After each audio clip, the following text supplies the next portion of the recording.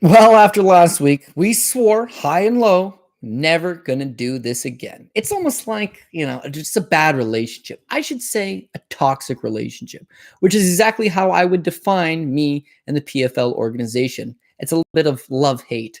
I love to, I love to watch the product and you think you get these good lines. I hate the end result, the wild favorites, the terrible judging. And I swore after last week's card, T-Bow versus Rory, the cherry on top of it, it would have been a profitable week. We would have kept our parlays going. It would have been a happy moment. And all they had to do was quite literally get the decision right. And they did. And I was mad and I cussed. And I said, you know what? No more PFL. Done with it. Just like that toxic relationship. Here we are Friday night. Sorry, it's Thursday night. Here we are. And now I'm thinking, baby, come back. I miss you, PFL. I need you in my life. You really should have been on Thursday night because I got a side piece named Bellator on Friday and my main squeeze UFC on the Saturday. The Thursday was cool. We didn't really have to tell anybody other than the Twitter fans who, they're pretty upset about the whole situation as well. A lot of people saying, don't do it, Cody. Don't do it. But I suppose I'm an addict. So let's talk about this card because some of these lines, you'd have to be a straight up addict to touch. Kayla Harrison, Cindy Downwell, minus 5,000. Kayla Harrison, which of course is expected. So I don't have to talk about the whole Ponzi scheme aspect of PFL, but Kayla Harrison is just like a free $1 million ticket, right? You just write her a check for $1 million every time. There's nobody at 155 pounds in the world. And that's a testament to how good Kayla Harrison is, but it's a testament to there's no 155 pound women that are fighting professionally. The ones that are routinely 1-0, 2-2, or natural 45ers fighting up at 55. So in Harrison's case, you can just insert her in the tournament and you make $1 million. You really hope to manage her, which I'm sure Ali does, and you're going to get a cut off that $1 million.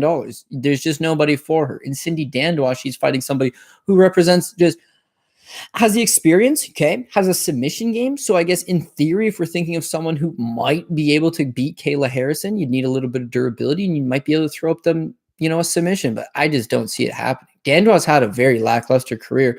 Sure, she's fought a lot of high-level women. Sure, she has that experience, but it's almost always bad results, man. Again, you look at her, she's had one fight in the UFC, loses to Alexis Davis. One fight. One. And the UFC's like, oh, you got to go. That's a bad sign because you sign a 4-fight contract when you come into the UFC. But Dandois' skill just looks, it's certainly not there. You go back to this Olga Rubin fight for Bellator. Rubin's 4-0, Israeli fighter, very green, probably shouldn't be in there against her. She wins and it springboards her into a fight with Julia Budd, and then you really see how limited she is.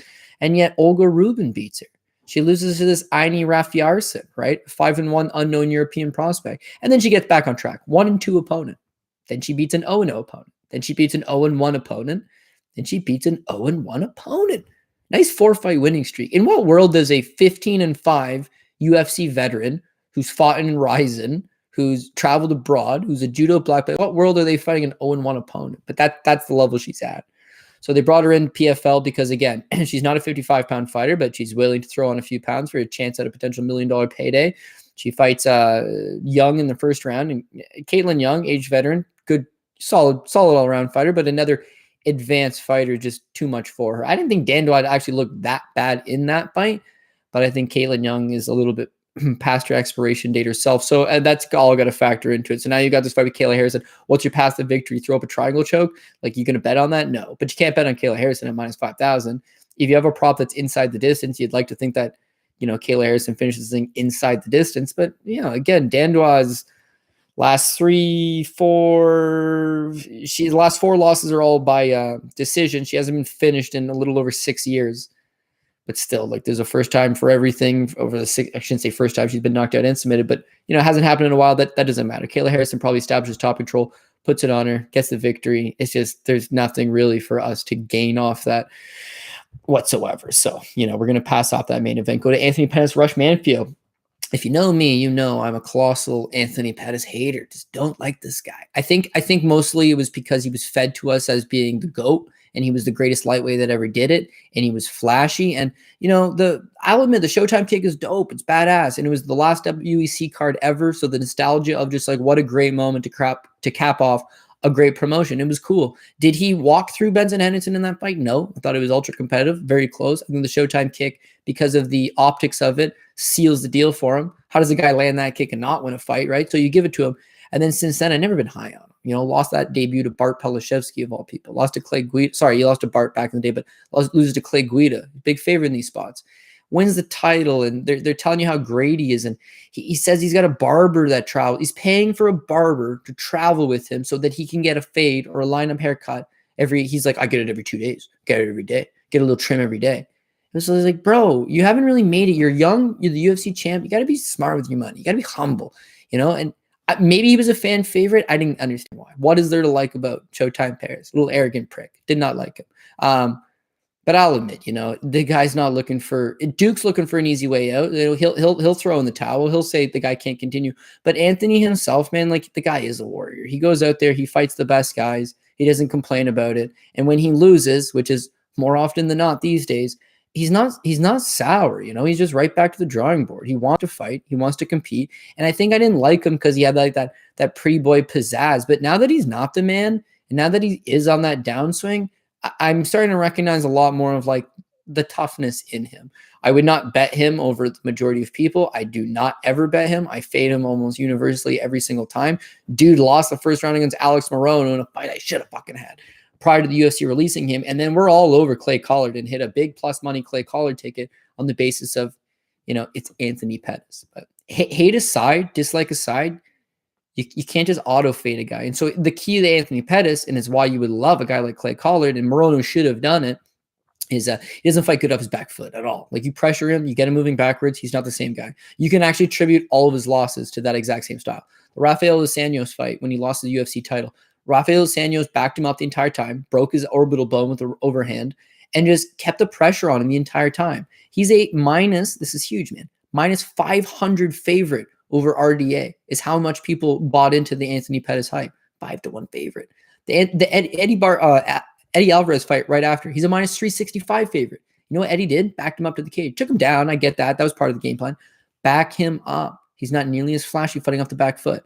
Even though he's just lost twice as a big favorite, they still try to feed you a minus 180 Anthony Pettis versus Edson Barbos. I was wise to it by that time. Edson just backs him up the entire time. Pressure, pressure, pressure. That's the name of the game. So you look at the wins in between. It's like, if you let him set up shop, he's dangerous, man. He's got a nasty kick. He's got a nasty straight left. He's one of these guys that's really crafty.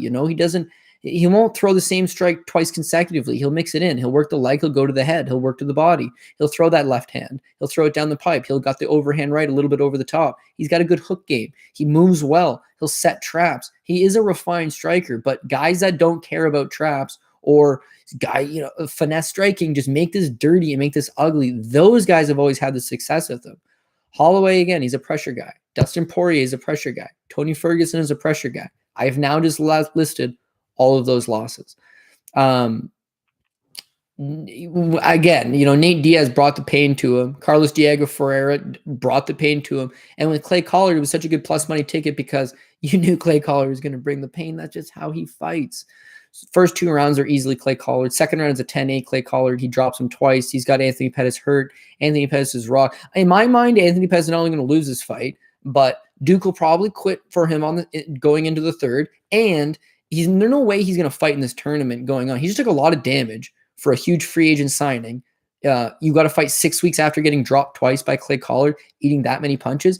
And then that's where it's like, you have to respect these guys. He doesn't quit in that third round. Duke doesn't throw the towel for him, as he's known to do.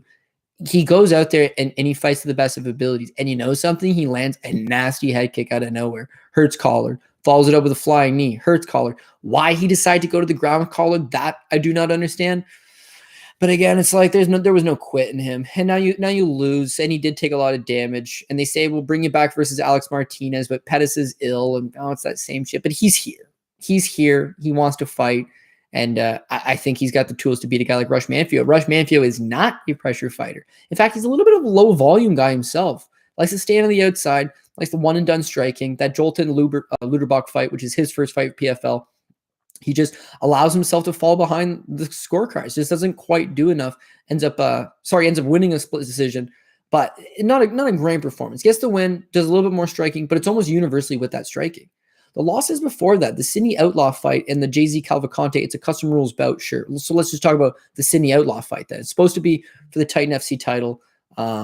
Sidney just backs him up, gets him up against the cage, and when he would take him down, he had a lot of success from top control. It didn't look like Manfio was very comfortable off his back, and as far as his stand-up goes, it's a little bit rudimentary for my liking. Pettis now has multiple paths to victory here. Pettis does figure to be the better striker. His volume is a little bit better than Manfio's, but he's a crisper guy. He'll be able to fight out of the southpaw stance. He'll be able to work the body. He'll be able to work the leg. He's a little bit faster. He's going to be able to manage the distance a lot better. But also, low-key, Pettis got the wrestling advantage. He's got the ground game advantage. This thing hits the ground, it's Pettis. Even if Pettis is off his back, he's got the advantage. And I can see he's been on record leading into this fight being like, you're going to see the better version of me in this fight. I wasn't really ready for that last one. I didn't really know what to expect. And I'm putting it all together. That wasn't me. You're going to see me. You're going to see me put it all together. Put it all together is not put all my striking together. It's put the complete game together. And I think that his coaching staff outside of Duke are probably smart enough to pick up on the fact that take this guy down, mix in the takedowns. And I think that's what Pettis will be able to do. He needs to not get off to a slow start like he did against Clay Collard, but Clay Collard is a shit-eating wild man. He just moves forward the entire time. Very difficult to deal with and a lot of pressure. And we know that that's the way to beat Pettis. If Manfio fails to do that, he's not going to beat Pettis. And so the minus 200 price tag on Anthony Pettis actually seems pretty fair. And take it from a guy that does not like Anthony Pettis. This represents a very winnable fight for him. So going to have to go with Pettis at 2-1. Lance Palmer versus Mauvelik Caspalayev. I really wanted to go with Lance Palmer. I wanted an underdog shot. I think that Lance Palmer just turns this thing into a wrestling match. It's like, why can't he have success? But honestly, the more you think about it, Lance Palmer is really just, unless this is a work. You know what? It could be a work on the scorecards. If the scorecards end up giving this thing, which it would be a close fight or even not a close fight to Lance Palmer, the work's in. The reason I say that jokingly, Lance Palmer hasn't had a very good career. In my opinion, hasn't had a very good career. He's 22-4. He's a former Ohio State wrestling standout. He was at Team Alpha Male where he was one of the wrestling coaches. He's won $2 million fighting in PFL. So what am I talking about? He hasn't had a good career. They've matched him up extremely soft. His losses are to good guys, don't get me wrong. Georgia Korohanyan, he's a former World Series of Fighting champion, a former Bellator veteran, currently Bellator veteran. Alexander Almeida, and he did not look good in that fight. Andre Harrison, who had a 19-0 record, but was not actually very good, and I believe he's now retired. He hasn't fought in quite some time. And Bubba Jenkins last time out. Bubba Jenkins represents a guy that would not be a top 25 fighter in the UFC. So those are his losses. All guys that wouldn't hack it at an elite level. That's fine. It's the wins. The wins are over nobody. Alex Gilpin twice. Alexander Almeida, we already talked about him. Luis Rafael Laurentino, one of the most ballooned records you'll ever see. Alex Gilpin again. Steven Seiler. Andre Harrison. Max Koga, German fighter. Jumbiaki Texrun, Chinese, Mongolian, I should say. Fighter, UFC back in the day. Marcus Bramish took his head off. Fuck, it's low level. But you know what? He's managed by Ali Abdelaziz. He's in these $1 million tournaments where he does not actually have to fight anybody that would be remotely considered an upper echelon talent, and he just wrestles them down.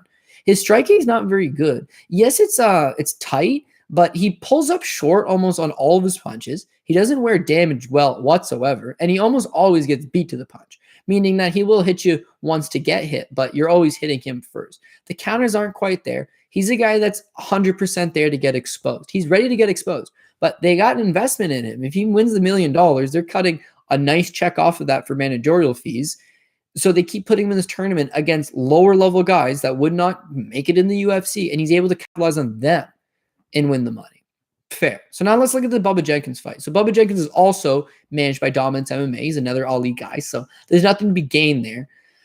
You're going to need him to go out there and do the damn thing. So here are the two glaring red flags. One, he's the tournament champion, two-time tournament champion. He's the tournament favorite. They think he's going to repeat. He's got all the skills in the world, so he's supposed to give a good account of himself against Bubba Jenkins, but Bubba had wrestled him twice collegiately and won both times. At this fight, you see Bubba's out wrestling him. It looks like it's a very lethargic version of Lance the Party Palmer. The party's gone. It's just Lance Palmer in there. Where's the party at? As far as the striking goes, Bubba Jenkins kicked his ass. Beat him with the punch every time. Had the reach. Used the reach effectively.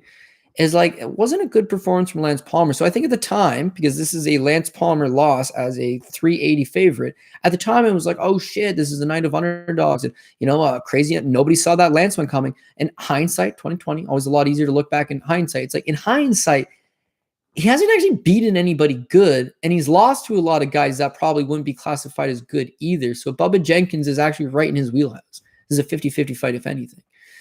The second red flag is his post-fight. It's what he says afterwards. And that is most concerning to me. He's like, I didn't want to be there. I didn't want to be there. I just had a newborn baby and they had me in quarantine in PFL. I'd never been in quarantine before. I want to go home and see my baby. I don't want to fight here. I don't want to be here. I don't want to be here. I don't want to be here. I want to go home. I want to see my baby. I don't want to be here. That's his entire mentality going to the Jenkins fight. Now he says, oh, I felt good. My cardio was on point. Physically, I felt good. But I was already defeated mentally because I didn't want to be there. That's fair. That's fair. And where that's not going to fly here is that Mauvelik Caspalayev, there's no place in the world that he would rather be than fucking right here. Dagestan fighter, 30 years old, wants it, needs it, $1 million payday. This guy has seen it all. He's done it all. This is his chance. This is his moment. You think a newborn baby at home is going to stop him from reaching that goal? No. But that's the difference between him and Palmer. Palmer made $2 million. Palmer's not that hungry fighter anymore. He's got money. He's got a nice house. And he's got a nice wife. And he just had a newborn baby. And he drives a nice car. And I don't want to be in quarantine for 2 weeks. I want to go home. That's not the mentality of a champion. Now, he's already been a champion, but just like a lot of guys, once you make the money, I don't want to get up at 5 a.m. and go run 5 miles. Who wants to do that? I don't want to really go and do a 2 a day. I want to hang out with my newborn baby and my hot wife in this nice house, play in my pool. He's left Alpha Male. He's at Extreme Couture now. And even though he physically looks in shape, he's 34 years old. I didn't really think he had a great run to begin with. So Mauvelik Caspalayev, again, he's 30. He's not exactly young. But yeah, a fighter straight out of Dagestan. You go check his social media. He's like one of Khabib's, right-hand men. Like he's in Khabib's training camps. They wrestle a lot together. They wake up at 5 o'clock in the morning and they go for their runs together. He lives the life of a champion. His foundation style is wrestling. He likes to wrestle. And so that's going to be key here because Lance Palmer is almost certainly going to try to take him down. And if Caspalayev can use that wrestling to keep the fight standing, then we're going to force a striking battle. And then he'll kick his ass in a striking battle. Lance Palmer, again, he pulls up short on all of his punches. He's not a comfortable striker. He doesn't get hit. He doesn't face getting hit all that well. He doesn't shine right through it. Caspalayev will have the striking advantage. The wrestling will be good enough to keep this fight standing. And then when you see him on the scales at weigh-ins, oh my God, he's twice the size of Lance Palmer. So when Palmer's takedown shows up short, the reach, the length, the power is all going to go towards Mauvelik Caspalayev. He should be able to work his way back in. And so whereas I started with I wanted a dog play on Lance Palmer, I'm off that dog play on Lance Palmer. The only thing I could potentially see going wrong is Mauvelik Caspalayev versus Daniel Pineda, where he gets knocked out 29 seconds in the first round, leg kick, left hook, folds over. It's not even a really heavy punch seemingly, but one, Pineda on the juice, so you give him a pass there. Two, Pineda's he's got 27 pro finishes and 27 pro wins. So he's a finisher. Lance Palmer's not a finisher. He mostly wins by way of decision on grinding on guys. And because I don't think that's going to fly, it's not going to work. Last but not least, you might be thinking, well, Khabib's not really in camp anymore. So is being Khabib's buddy, all that good? Maybe not. But he's not currently with Khabib anymore. I think the last time they were seen together was like 9 weeks ago, let's say. But now he's full-time in New Jersey with Mark Henry. And so his chief training partner for this fight has been Timur Valiev, who's fighting on the Saturday night show against my boy, Rowdy Barcelos. He's in good shape. He's ready to go. He's going to stuff these takedowns. He's going to box up Lance Palmer. I could see him coming through. Moving on, we got Dennis Golesov versus Brandon Sales. If there is a potential apple pie share to be had at this point, because we all know PFL going to find a way to beat me, maybe it's Sales, and it shouldn't be. It really shouldn't be. But PFL, you have to expect the unexpected. And so the thing with Brandon Sales is that, man, this guy overachieved in that first fight for Bellator or for PFL. Not because he beat Muhammad Usman, the older brother of Kamaru Usman. He might be the younger brother. Anyways, he's just not the same guy whatsoever. It's not just the win in which he actually did really look good. It's that there were no expectations on him. He's 41 years old. He's fighting out of the Kentucky regional scene, which is not a scene known to push guys until they get out of there. His most notable win, maybe that 8-2 opponent, it was very soft. He's coming off a win over a guy that's 1-1, and that fight's effectively 2.5 years ago. In January of 2018, he was a lamb being led to the slaughter. They really wanted to get Usman a victory. They brought in this guy not thinking anything. And as it turns out, he's not someone to play with. I was thoroughly impressed with what I saw from Brandon Sales, being that he was 41, hasn't fought in 2.5 years. No really notable victories. He's 265. He's 6'5", 265, and he moves very well. The kicking game was there. The punches were there. He stuffed pretty much. Usman doesn't really have a wrestling game like his brother, Kamaru, clearly. But it's like every attempt, he just easily shoves him off. He's looked physically strong, and against the mobility was there. Maybe like 3 minutes into the first round, you can see that Usman is very tired and starting to get desperate, and yet Sales is moving clean.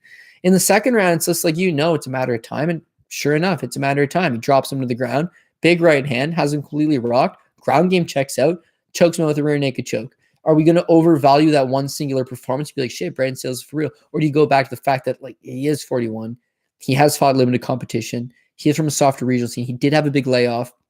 Is that going to catch back up to him? So looking at Denis Golesov, he's your scary Russian. He's your big, tall, rangy guy, 6'5", 78-inch reach.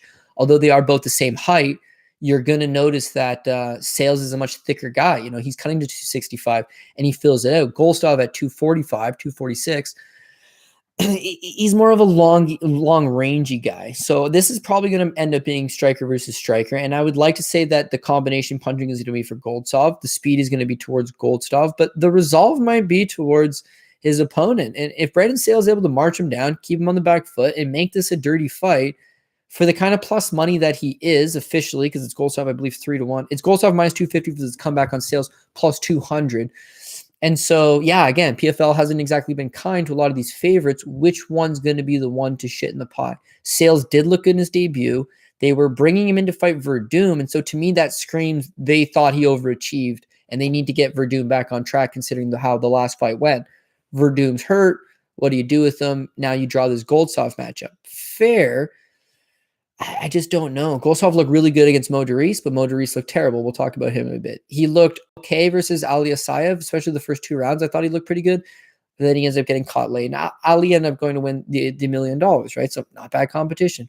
The Satoshi Ishii fight's really slow, and that's low level. Yes, he's a judoka Olympic gold medalist, but he's over the hill. He's small, and he's just, he's not with it.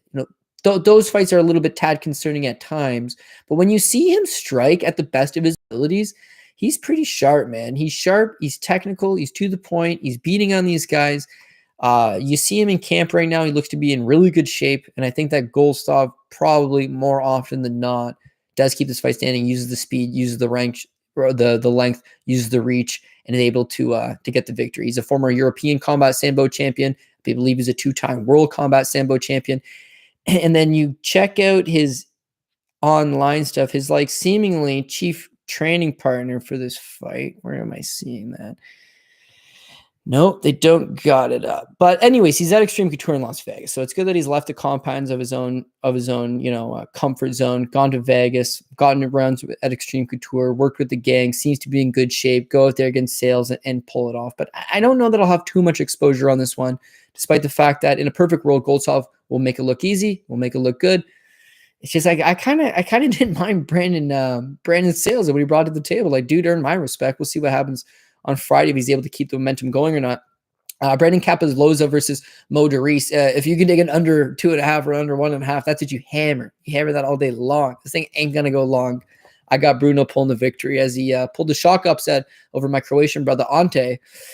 The guy is just absolute dynamite, but it's all quick finishes. So you look at the fact that his last 5 fights now have all been first round finishes. His last overall, he has not seen a decision in long time. But the Ante fight, man, God, first of all, he looks in incredible shape, right? I don't know who's drug testing these guys, but physically, he's taking it seriously. He's making a run at $1 million. So guys are going to take this the best that they can. But he's aggressive. He's so aggressive. He comes out of the pocket. He's closes the distance. And I remember watching the fight. I got Ante in that fight. This was a big underdog that cashed on the other side for Bruno. But it's like there's no distance being kept. You can see Ante waiting, and Bruno just creeps in, and then unloads. Crazy. The fight before that, he loses to Yuri Prochaska. We all know how good Yuri is. And Yuri kicking ass in the UFC, but was kicking ass in Ryzen as well. He gets knocked out. You give him a pass there. This is one of the best guys in the world. Got knocked out. Fair. It's everything else. Lucas Rosa backs him up. Giovanni Martins backs him up. Clidson Abreu, who we're going to see on this card fighting at heavyweight, another M1 champion, guy that fought in the UFC, backs him up and lets them hands go. lost. Theodoros Oscovidius, another guy that was in Ryzen, big banger, bigger guy, gets knocked out.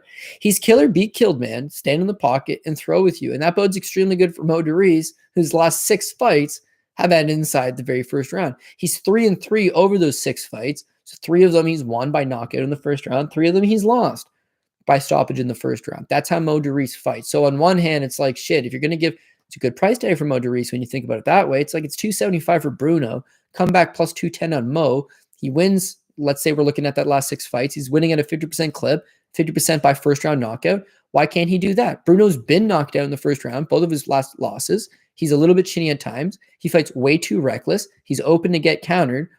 Why wouldn't we take Morice as a filler dog play? But Morice looked awful. I mean, awful. His last time out against Denis Golesov. I could not in good faith or good conscience back him as an underdog play. He looked petrified. He did not want to be there. He chose not to engage. He more or less did his best attempt to just avoid contact whatsoever and then got knocked out all in the first round. It's a terrible performance. Before that, the Jared Roschall fight. Again, Roschall's a power wrestler, but he knocks Morice in the first round. Mo's billed as a wrestler, but you never see it out of him. Yeah, he can catch guys here and there, and he has, but he hasn't won a fight in over 2 years now. He's coming in here now, 33 years old. You would believe best days are behind him. And he looks so bad against Golesov, gets knocked out. Now he's supposed to make a quick turnaround 6 weeks later. He's got no confidence in himself. He's lost his last 3 fights, all by first round finish. I just think that he's really not himself these days. And the way Bruno fights is with this mentality of, I might not be the best guy in this tournament, but if I just let these hands go, I can knock out any man. So that's what he's going to do. Sprung a big upset over Ante. Now he is the big favorite himself, but I think the game plan doesn't change. I think he backs up Darius and he just unloads on him. So this is MMA. It's a puncher's chance. Anything can happen. You don't want Bruno at the top of your parlays because he's very volatile and does have durability issues of his own. But again, I can't make a conscious play on the other side and chase the underdog. Larissa Pacheco versus Helen Kohlsick. This will be the same thing, right? It's minus 650 Pacheco, and you're going to go with Pacheco. Pacheco is the only other girl that's credible enough to fight for the $1 million prize against Kayla Harrison. That's why she's here. She's probably the number 2 155-pound woman on the planet. And Pacheco's doing a good job of like really coming into her own. I mean, she's still only 26 years old, which is incredibly young in the sport, but incredibly young considering she's been fighting professionally for 9 years. She's fighting professionally as like a 16, 17-year-old kid. It's whack. She makes it to the UFC. She's 10-0, undefeated, Brazilian regional scene standout. Hasn't really fought great girls in the regional scene, but they bring her into the UFC and she fights Jessica Andrade in her debut. And she's actually a minus 105 favorite over Jessica Andrade. Crazy. They had that much faith in let me just bring it up. I believe she's 22 at the time. My bad. She's 20 years old at the time. She's 20 years old fighting in the UFC against Jessica Andrade, and they make her the favorite. And then she loses, and they say, you know what? They bring her back 5 months later, and she's a minus 125 favorite over Jermaine Durandamy. What? She's still 20. She's still green. She's still inexperienced. She just fought Jessica Andrade. Now she's going to fight Jermaine Durandamy. She's the betting favorite both times, loses both, and the UFC cans her after that. Crazy run, man. Crazy run. The difference from then till now is that she's really filled out her frame because back then she's fighting at 35. Then she tried out in the Ultimate Fighter at 145. Then she went to 155, but she looked soft. She went the distance with Kayla Harrison the first time. She makes it to the finals of the $1 million tournament, has to fight her a second time, and again loses a decision. But going 6 full rounds with this girl. Sorry, there were 5-round fights. She went 25 minutes the second time, and the first one was a 3-rounder. So going 8 rounds against the Olympic medalist, this badass fight finisher, nobody else can last a minute against her, and you went 8 full rounds with her. Like, impressive stuff. But now she's at 55, and she's starting to fill out. Not soft anymore at 55. Now she's 26. Now she's feeling herself. And so when she got on the scales prior to the Julia Padgett fight, which is, again, this is another crack of the tournament, but it's their season debut. When she got on the scales, it was like, shit, man, she's got a 6-pack. Like physically, she looks as good as she ever has. She went into that fight. Padgett had absolutely nothing for her, and she walked right through in 51 seconds. But to me, it was like a culmination. It was like this. Larissa Pacheco is definitely getting better. She's making improvements. Her confidence is going up. Physically, she's starting to fill out. And again, at 26, I mean, she's only just starting to just scratch the surface of her potential, really. Helena Kohlsick, 31-year-old, but she's at a Tiger Muay Thai, and she very much is a striker. You know, she prefers to have that Muay Thai style, likes to use the leg kicks, likes to strike. If you're going to fancy her in a striking battle, maybe she could be a little bit dangerous. But keep in mind her 5 pro wins to start off her career: 1-4, 0-0, 0-1, 0-0, 0-0, 0-1. Interesting. So, you know, reluctant to test yourself, but that just does nothing for me. So now you sign to Invicta. You get Pam Bam Sorensen. I'm a big Sorensen fan. She's tough. This is a good test for you. And she fails immediately. Submitted by an armbar first round. Not good. Okay, we're going to give her a second test up. You're going to get Felicia Spencer. That's actually way too much. That's much tougher than Pam Sorensen. But all the same, you know, looks terrible. Gets submitted second round, rear naked choke. Then she takes 3 years off. 3 years off. And moves from 35 to 55. She jumped up 2 weight classes to take on Taylor Garado.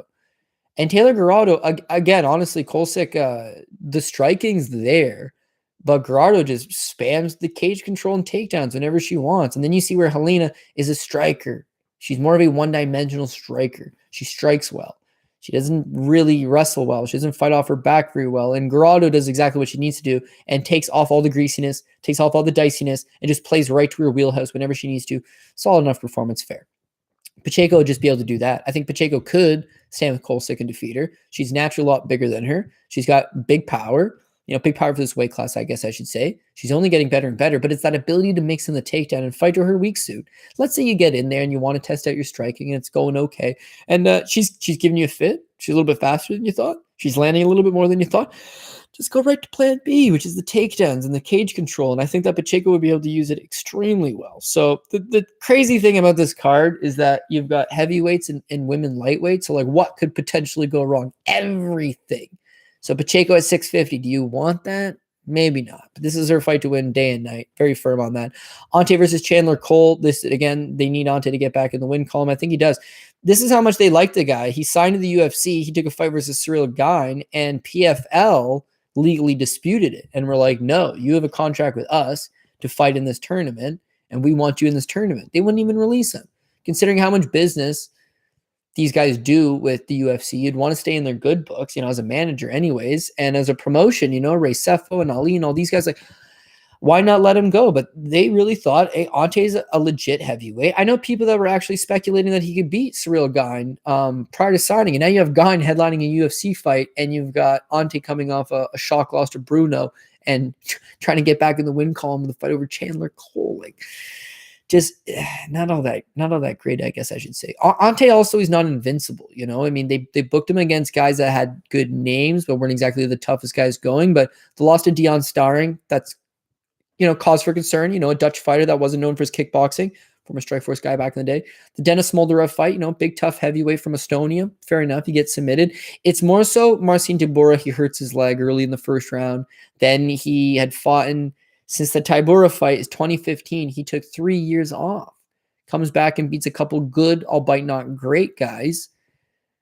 And then again, he took another 2 years off. So now he's off this gap. He's not getting any younger. Well, he's only 30 years old.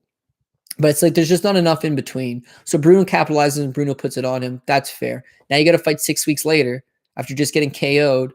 It's not a great look, especially when you're going to come in as a big favorite. And it's exactly what we got here. We got a minus 400 on Ante versus that plus 300 comeback on Chandler Cole. It's like, do I want to bet him at 4-1, being that the uncertainty, being that he might not really have been that good to begin with? But absolutely, I want Ante. Twice on Saturday, 3 times on Sunday. Give him to me. When I look at his game, yeah, a lot of it's predicated on being aggressive moving forward, but he's got decent cardio. He's a strong physical guy. He's got those skills. When he loses to Bruno, that's fair. They book him to beat Hatef Moel, German heavyweight, solid guy physically, skill set doesn't quite match up how he looks, you know, but a tough enough fight. And then Moel pulls out, and now you got Chandler Cole taking the fight on short notice. So Chandler Cole is just a reserve fighter, backup guy. The fact is he is a heavyweight, and he's got an okay looking record at 8-2. So we're going to call him, hey, be on standby. If heavyweight falls out, would you like an opportunity to jump in? Well, who wouldn't want an opportunity to jump in? You're fighting for $1 million. It's big exposure. And this is all good stuff for Cole. Cole, meanwhile, though, he's got a good-looking record, but it's salty, man. It's very salty. His debut 1-10. His next opponent 1-0. He takes on Tavares Gordon. Tavares Gordon, you might remember him. He was on Contender Series. He lost to Greg Hardy. His actual subsequent loss to Lane was also. He's actually got two pro losses. They're both to former NFL players, but he's not good. He's not good. That's a step up for Cole, and Cole proceeds to get knocked out in the first round by Tavares Gordon. Fair. Steps up, no problem. But he goes back to beating 1-1, 0-2, 6-6, 8-12, 0-5. Keith Bell was 10-9. I suppose you could consider that a step up of sorts. And Keith Bell knocks him out in the first round because that's what tends to happen to Cole when he takes steps up in competition. He gets knocked down in the first round. And so you lose to Keith Bell. Now he beats Derek Weaver, 6-6. Marcus Moulding. I know Marcus Moulding actually personally. He's 8-12 at that time. He was like a 6-16 amateur, and he's also a natural welterweight. So the fact that he was fighting at heavyweight, I know he also fought Josh Parisian, but the fact that he was fighting at heavyweight was laughable to begin with, and those are the levels that he's willing to test himself again. 8-12, 6-6. But you beat Moulding, and so he follows that big win up with Moulding over a win over Conway Beaudry, who's 0-5. So here's a guy that's not looking to test himself. In fact, he sort of tested himself twice. You know, if you consider Tavares Gordon and Keith Bell to be steps up, and both times he was knocked out in the very first round. Now, he does have a wrestling background, and this is the key. When you see those guys with that wrestling tat, the USA Wrestling, it's, oh, shit, this guy knows how to wrestle. No, he's at a Mountain Empire Community College, right? I'm sure he wrestled in his youth, but his wrestling is certainly not a feasible base here. He goes out there and crushes cans, or he himself gets crushed. His last 1, 2, 3, 4, 5, 6 fights have all ended inside the very first round. That's making up the bulk of the last 4 years. Outside of that, he has 10 fights overall, 9 of which have ended inside the very first round. And whereas you can make a compelling argument, as we talked about in Bruno's fight, it's like, oh shit, you know, Bruno's coming up against a banger in Morice. Morice could catch it. Maybe that's his 50-50 that he could win. I don't see it in Chandler Cole at all. The puncher's chance would be, hey, do what Bruno did. Catch Ante. That guy's not it. If you've seen him at the scales today, man, shit. Like, I don't even have to just look it up. You can be your own judge on that one. Chandler Cole's getting knocked out. He's getting knocked out in the first round. If for whatever he did spring some type of puncher's chance, I bet the under 1.5. This thing's not likely getting out of the first. Ante would have to still be concussed from the last fight. And even then, he probably still wins. Moving on, we got Janae Fabian versus Julia Padgett. I don't think I want a ton of exposure on this one just because I think Padgett might be getting written off because of that bad performance her last time out. Might be a little bit better. The official line is 275 Janae Fabian versus plus 210 versus Julia Padgett. We'll start with Fabian. So again, she's the striker. That's what she's known as. That's her base, and she's got this and that. But I don't think it's super refined quite yet. I mean, there's holes in her game. She's fighting at 155 pounds, even though I don't really think she is the 155-pound fighter. I was not impressed. She fought Bobby Joe Dalziel on PFL 1. Bobby Joe is a Canadian fighter, very familiar with her, good kickboxer, you know, heavy set, good in the clinch. I just didn't think she looked out of place. You know, she didn't look particularly good. Decent enough striker, not enough there. So she ends up taking a pro boxing match. It's a no contest, clash of heads. She fights Laura Sanchez in the first round of this season. Laura Sanchez is the tallest girl in the weight class for sure. I mean, she's a legitimate 6'1" and looks like she would fill out pretty good at 155. And Fabian kind of relies a little bit on her own grappling there. But again, it's like you're fighting a 1-0 fighter, so there's just not enough for me to take out of it. Julia Padgett, I don't know if I'm the only one in this thought process, but like, girl actually looks pretty good to me, man. Looks good, you know, looks-wise. As far as the actual skill set goes, there's not enough that you can take out of it. So again, here's a girl that's fought an 0-0 fighter, an 0-1 fighter, and an 0-1 fighter, all in her native Serbia. So what's the skill set? She can strike. We know that. Of her 3 wins, she's got 2 by knockout, 1 by a triangle armbar. Pretty impressive enough that a young fighter picking up a triangle armbar. But you're 3-0, okay? You haven't fought. All those 3 wins are in 2019, so she hasn't fought in a 2-year gap coming into this Larissa Pacheco fight. She's not a 155-pound fighter. She's only 23 years old. There's a lot to not like in that spot. And then sure enough, Pacheco goes out and decimates her 51 seconds into the fight. She looks completely out of place.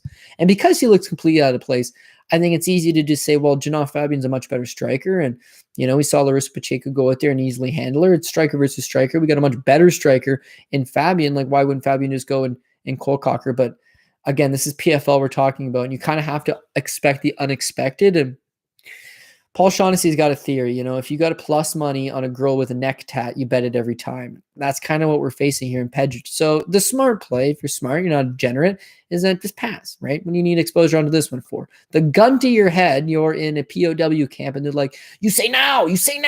Shit, I guess I would take Janae Fabian. She's the better striker. But like as far as like a gut feeling goes, yeah, I'm gonna have to say hit a pass or I don't feel the most confident about that one as a whole. Fair enough. There's got to be a couple of fights on this card we don't want any interest in. That might be one of them. Helena Ferreira versus Carl Shugamitofa. Man, we would have got a much better line on Helena Ferreira had the fight with Stuart Austin just stayed together. Stuart Austin's a little bit chinny. I think Ferreira would have probably walked through him and knocked him out. And at that, they don't got it listed anymore, do they? It was minus 250 Helena Ferreira, and it's just like, Dees, I'll take that. Actually, you know what? I'm wrong. Oh, yeah. Okay, that's a bad line. Yeah, apparently, although I do not believe this, but BetMGM apparently has Ferreira at minus 225, but everywhere else has him as 450. And I'm going to assume that's the real line. It's minus 450. At minus 450, yeah, we were going to get a much better price tag at Stuart Austin. Stuart Austin would have fallen over. Now he's getting Carl Shugamitofa. Shugamitofa seems to represent a lower level of opponent. I would agree with that, but he's a little bit more durable. And that heavyweight, if you're durable enough to keep in the fight, anything can happen. You could land something. You could make it, a good fight. But I wouldn't say his best days are behind him. Instead, he's never really scratched the surface of best days. I mean, his career best win would have been the Javi Ayala fight, which is 5 years ago now. He beat him twice. Those fights are a long time ago. The Josh Appelt fight, I like Appelt. He never really went on to any degree of success. But again, those are like some fun regional show heavyweight fights. When they brought him up and started giving him the name brand guys, it never went well. Matt Mitrione knocks him out in the first round. He actually dropped Mitrione and then himself got knocked out in the first round. Valentin Moldavsky is more of a light heavyweight, tosses him around. Again, he's headlining the Bellator card on Friday, so within good company. Shelton Graves, big guy, knows how to wrestle. Ante, we talked about him. Ali, these are all big guys that know how to wrestle. Justin Joynson, he's a Canadian, more of a mobile guy that fights to the outside. Carl's just there to give you rounds. He's durable. He'll take the shots. He's slow. His output's a little bit low. He's still only 31 years old, but the progression is just not quite there anymore. He hasn't won a fight in 2 years. That one's by injury. The last time he won a fight clean over a fighter with a winning record would have been the Ayala fight, which is, again, 5 years ago. Now it's heavyweight. Can he chuck bomb? Sure. Is he dangerous in that regard? Sure.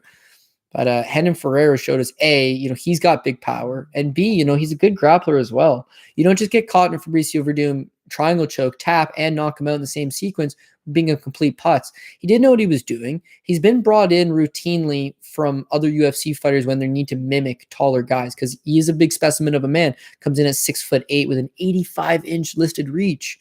Crazy. Where have you seen that anywhere? Nowhere. The guy is a physical specimen. His thing is that he just doesn't really fight all that often. So what do you know what you're getting out of him? However, realistically, his last loss to Brett Martin is a disqualification. So he didn't really lose. The last time he lost clean is 5 years ago against a guy that's not good, but is a good BJJ black belt. So he got submitted. Fair enough. But since then, you do see the improvements. Triangle choke over Jared Vandera looked a little bit better there. The Fabricio Verdum fight, despite the fact that it got overturned, it was a no contest. He tapped this and that. I thought he looked a lot better. And if that fight goes to a second round, Fabricio was tired and Ferreira was coming on strong. Ferreira versus Stuart Austin would have been very interesting. First of all, he's supposed to fight Ali Asayev. He's probably dead in that fight. But now he gets Stuart Austin, winnable. And now he gets Carl Shugamitofa, a 12-12 fighter who took the fight on 1 day's notice. Shit, that doesn't seem terrible. But again, if you're thinking about using Helena Ferreira as a confident parlay piece, just note, this PFL card features heavyweights and women lightweights. It's going to be hard to have a confident read, and I could see Puncher's chance being personified in some of these fights. Somebody's going to get caught. We're hoping to not be on that side of it. Ferreira really should not get caught. But if Shugamitofa uses some of that traditional durability that he's had, can get this to the second or third round, he could force something.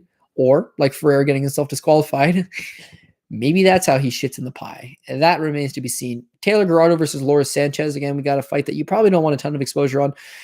The official line is Laura Sanchez plus 135, Taylor Garado minus 160. Taylor Garado, she probably figured to have a promising career at one point. You know, she was 9-1 as an amateur. The lone loss as an amateur was to Ronda Rousey.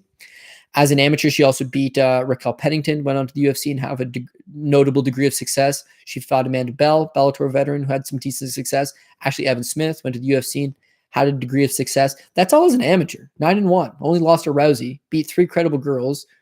Sky's the limit, right? And so she finishes her amateur career in 2011 and makes her professional MMA debut in 2020. 9 years. The best 9 years of your career. Gone, off, taken off. Now, there wasn't really a division for her anyway. She fought as an amateur at 135 pounds, but I mean, once you see the caboose on her, it becomes quickly apparent she can't make 135. No way she'll make 35.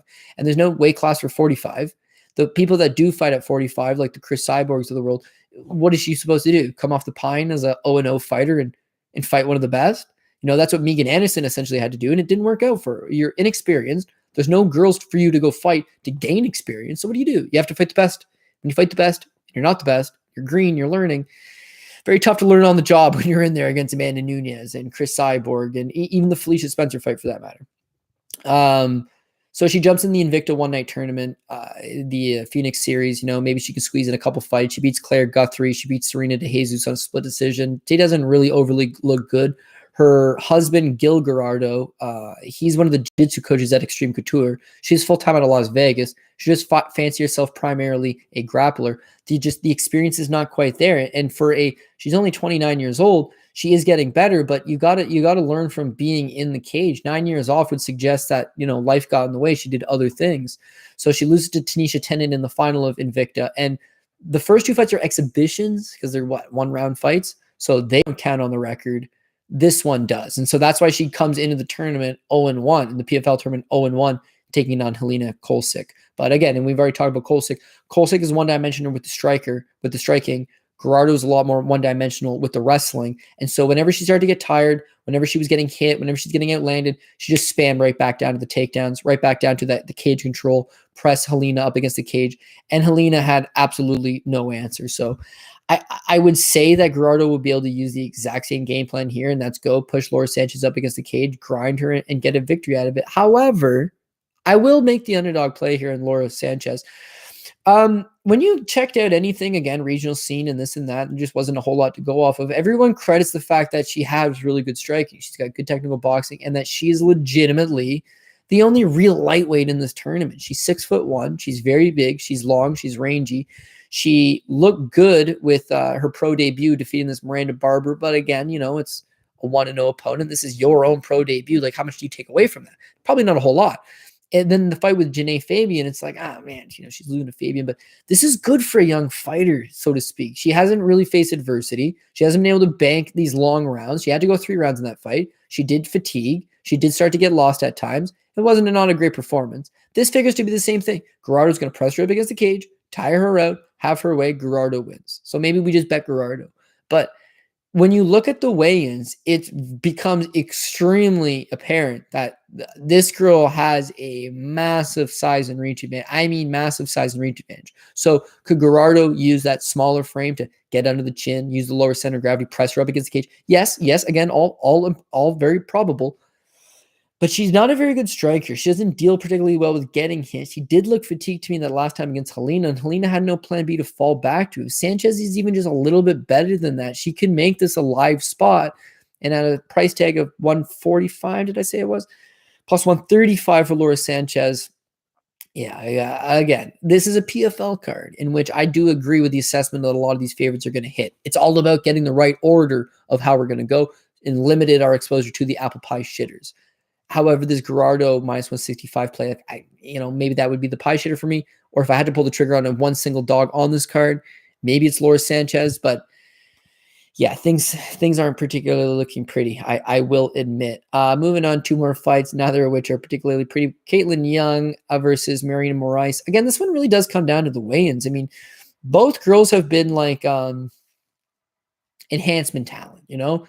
Curtain jerking to the stars. They've fought an incredible list of combatants and almost universally come up short. When you look at Marianna Morisse, a very unappealing 12-10 pro record, her losses are to Kayla Harrison, the Olympian, the $1 million woman, Vanessa Mello, UFC veteran, Norma Dumont, UFC veteran, Laura Procopio, UFC veteran, Vanessa Porto, badass, fights for Bellator and Invicta, tough girl, fought some of the best girls in the division, not a UFC veteran, but Ariana Lipsky is a UFC veteran, Carol Rosa is a UFC veteran, Roxanne Modafferi is a UFC veteran, Jennifer Mai is a UFC veteran and a former title challenger.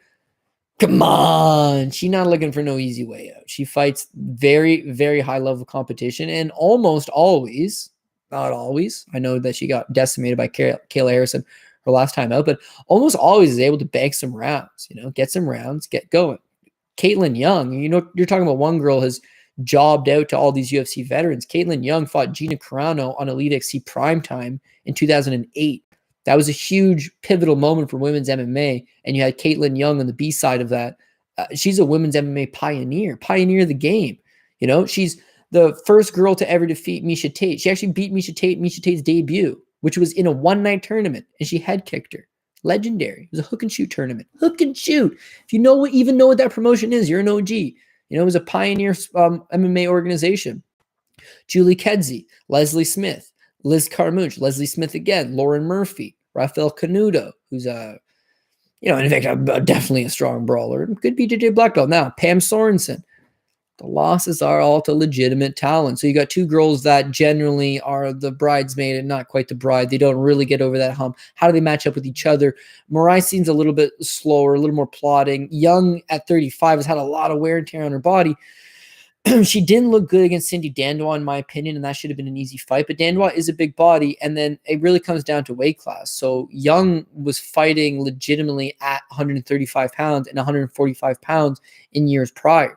At 155, she does not look out of place. When you see Marianna Morisse, who's fought a lot of girls who are in the UFC right now at 125, she herself is a lot smaller. She's 5'4", with a 66-inch reach. And I'm not saying she can't potentially go out there and hustle up Caitlyn Young, but Caitlyn Young is going to have a 5-inch height advantage, a 4-inch reach advantage. She, attended University of Minnesota. She knows how to wrestle. She has decent striking. She's going to be able to use that size to grind on her. And even though you're the experienced girl, she's got more experience. So that's not something you're able to lay on. But again, if I could sense a potential apple pie shitter, betting Caitlyn Young at the current price tag of minus 225, it's not exactly an area that I would want to go. But again, I do agree with the assessment that she should be the rightful favorite. And then we got Clifton Abreu versus Jamel Jones. My God, this is going to be sloppy. It ain't going the distance. I can tell you that much. It's going to be very sloppy. We'll start with Jamel Jones, who I've never been impressed with. He actually went to Campbellville University. I believe he is a 2-time junior college national champion. So certainly knows how to wrestle, but he's not a heavyweight. He's a small guy who's allowed himself to balloon up over the years. This is a guy that's fought in professionally for 8 years. In those 8 years, he's accrued 17 professional fights. And yet in 17 pro fights and 8 years, he has no notable victories. Not really one. The notable one you would say is Tyler King, because at least, he was on The Ultimate Fighter. And if you know Tyler King, you're familiar with Tyler King and his ability to take a punch. And even just, oh man, he looks like Bambi on ice out there. My God. That's the notable victory. It's not pretty. The other ones outside of that, maybe Jordan Powell, he's 12-8 now. So at least he's got a winning record. Matt Kovacs, he was 15-17 at the time, but at least Matt Kovacs has fought some decent guys, but it's very low level stuff. And so you look at the losses, and again, to some good guys, but not always. And here's my thing with him. He's always, again, I made the expression, always a bridesmaid, never a bride. That's very much him, in that whenever Jamel Jones gets an opportunity to showcase that junior college wrestling background, to showcase the skills he's been working on, to showcase some of that athleticism he has, he always comes up short. And so we'll start off with Bellator gives him a shot. He fights Ray Sloan, and he gets choked out in 48 seconds. Very hard to rear naked choke a guy in 48 seconds, because you usually got to take him down, get the back, put both hooks in, soften him up a little bit, fight the hands, and then get the choke. Just Bellator debut, first time on TV, 48 seconds submitted by Ray Sloan. Okay. Now he gets a crack on The Ultimate Fighter. He goes back to the regional scene. Now he gets a crack on The Ultimate Fighter. Great. He gets punched out by Myron Dennis in 3 minutes into the first round. Okay, fair enough. He does make a triumphant return on Dana White's Contender Series in 2017 when he fought Mike Rodriguez and got knocked out first round with a flying knee. So he's 0-1 in Bellator. He's 0-1 in The Ultimate Fighter. He's 0-1 in Dana White's Contender Series. That actually marks all of the times that he's fought for any type of notable organization. He comes up short. He's done well for CFFC, which is like a little bit more local to him. He's done okay in CES. But again, it's when he's matched up against the lower end guys. When he fought William Knight on CES, he weighs in like, this fight's at heavyweight. I didn't think he was a heavyweight. He had previously fought Anton Berzin, at light heavyweight, got knocked out. He had fought Mike Rodriguez on the Contender Series at light heavyweight, got knocked out. Him at heavyweight, like what good can come from this? He scores a takedown over William Knight initially, but then when he gets back up, he's tired and William Knight knocks him out. That's kind of the knock on him. His last 2 wins, first round knockout, the loss to William Knight, first round knockout. Overall, 5 of his last 6 fights have been first round knockouts. He's never beaten a credible opponent, and he's come up short by getting finished in the first round. All 3 times he's had to step up on a better promotion. We talked about Ultimate Fighter and Bellator and, the Dana White Contender Series spot. Those are the high pressure performance spots. I got to go out there and I got to deliver some goods. That's when he's coming up short. And that's when he doesn't just come up short. He gets knocked out in the very first round. So to me, that's all, I would say quite concerning at the very least. Klidson Abreu, meanwhile, he's not a heavyweight either. He's a 205er. He's actually fought at middleweight. He's fought at 205, and then he comes into this fight at 258 pounds. So can we trust Klidson Abreu? Like, probably not. But that being said, I'll give you one thing.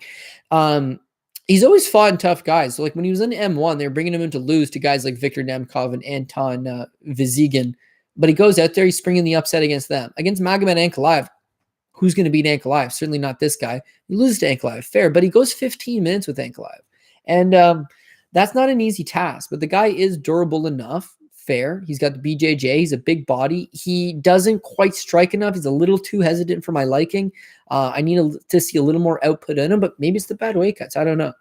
Sam Alvey, he beats him. Cool. Gamzatov, it's a split decision. Jamahal Hill, smoking the reef. That's why it's a no contest, but he legitimately kicked the crap out of Abreu. And now the UFC, they haven't quite gotten what they wanted, so they release him. Fair enough. He was the Russian Terror because of his success in Russia. I see now he's effectively changed it to White Bear. My boy Jean Silva is the White Bear, so, as far as I'm concerned, there can't be 2.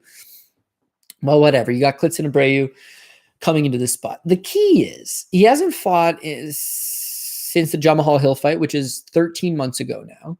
He's come up from 205 to heavyweight at 258 pounds. Like, all of that's big red flags, right? But he has been competing extensively in grappling tournaments. And I'm not just talking like, oh, he's at a grappling tournament. He's a black belt. So he's grappling fellow black belts. And I'm not just talking black belts. He went to the Abu Dhabi Grand Slam Jiu-Jitsu World Tour, which was the Miami version, was over in Florida. He took on Max Jimenez. And I'm talking Max is one of the highest level, like creme de la creme, multiple time IBJJF world champion, ADCC competitor, like, and he went the distance with him. And actually, Max went on to win that entire tournament. Like he's really good. So yeah, sure, he got bounced in the first round, but he went the distance with him. He's been working a lot on his jiu-jitsu, and he's a big body. And so this fight with Jamel Jones doesn't have the power to go out there and knock out Klidson Abreu in the first round. Klidson Abreu at some point, even though he doesn't have the wrestling advantage over Jamel Jones, who we know wrestled a little bit junior college, actually wrestled a little bit. He was a good junior college wrestler. But that was a long time ago at a much lower weight class. Now that he's a heavyweight, he's tired, he's vulnerable. The second he hits the ground with Klidson Abreu in top position, he's done. And he does kind of want a way out ever so slightly. You see them both at the scales. Again, they're both not heavyweights, but Klidson looks like the legit heavyweight in that spot. And you see the stare down. You see Jamel Jones giving him the gear, and Klidson is just laser-eyed focused on him like you're a dead man walking. As soon as Jamel Jones looks at the camera, he's flexing at the camera, At no point does Klidson Abreu ever break eye contact with him. Like he's zoned in. He is the bigger body. I can see this thing being close for 3, maybe 4 minutes. But at some point, Klidson's going to get this fight exactly where he needs to get this fight, which is on the ground, him in top position, snatches up a submission. So I will admit, those are the reads on the fight. However, we're looking at a lot of favorites here. There's 12 fights. We're effectively taking 11 of the 12 fights on the favorite side. So, like, at least let's figure out who's going to be that potential apple pie shitter limited that way. So the Kayla Harrison, Cindy Dandoff fight is not even what we're talking about. Anthony Pettis versus Manfio, even though Pettis is an apple pie shitter, that's not my pie shit. I'm going to go with him. Kabulayev, I guess Palmer could get that wrestling going, but I'm going to go with Kabulayev. Golesov could be an apple pie shitter. Maybe that's not somebody that we go with a ton of confidence right off the hop. Bruno Capizzola, he should walk. He should walk right through him. But again, it's heavyweights. Both guys are chinny and both guys are explosive with the first round finish. So maybe a little bit of buyer's beware. Pacheco all day. Ante all day. Fabian versus Padgett. Maybe Fabian's an apple pie shitter potentially. Henry Ferreira versus Carl Shugamitofa. I really would think that Ferreira has his way in this fight no matter where it takes place. Garado versus Laura Sanchez. Again, I'm looking at Garado as a potential apple pie shitter. Caitlyn Young could be a potential apple pie shitter, even though she will be the pick. And I think Clinton Bray gets the win over Jamel Jones. So there's at least 4 or 5 you could see the underdog spring in the upset. And I don't want people being like, oh, he picked all the favorites and 4 or 5 underdogs came through. Fair. I feel like who sets these lines, the line maker and myself, would be friends. We have a lot in common. You know why those guys are the favorite? Because the guy in Vegas who sets the line is thinking more often than not that person's going to win. That's the favorite. Does the favorite always win? No. But you're agreeing that you believe that is the better of the two fighters on a one-off situation. And I agree. The favorites are the favorites for a reason. This PFL card, they also dropped the lines on Monday. So they're already pretty much steamed to where they should be. And I'm agreeing with where they should be. So I'm not going out there just trying to chase a few underdogs. I just want to hit the favorites that I feel comfortable with. And as far as we got a Bellator card the same night and the UFC on the Saturday, I'm going to pick the spots I like. And the degenerate side of me will throw some parlays together and we can use 3 organizations worth of fighters to make up the bulk of that. So even though I said never again with the PFL, that was effectively PFL 2021 regular season number 6. Hopefully we can make this one a lot better than the last time out. And hopefully the judges got their shit together because Atlantic City, New Jersey, my God, killing me. Absolutely killing me. Bellator preview already out. UFC stuff. You can check out Dogger Pass Podcast. Check out anything on Mayo Media Network. If you need anything from me, hit me up on Twitter. If you're not someone who fancies Twitter, and I don't blame you, man. There's some weird ass people. Not any of my fans, of course, but the general Twitter sphere has got some odd. It's a cesspool. It's social media. It's a cesspool. If you're not into Twitter, you're not into that crap, hit me up on comments on YouTube. I'd love the traction. Love, getting some people chatting. And even though I'm not the best at always replying, I see all the comments and I'm definitely going to make an effort. Sometimes, 3 cards on 1 week, it's a little bit more difficult to get back to all that stuff. But I do see everything. I really do appreciate all the support, whether it's a thumbs up, whether it's a comment, whether it's a subscribing to the channel. You guys are the best. Thank you for everything. And hopefully I can reward that loyalty and that sticking by me with crushing a card. So let's get this PFL. Do not do this to me again, baby. And we'll see how things go on Friday. Till then, good luck. Till next.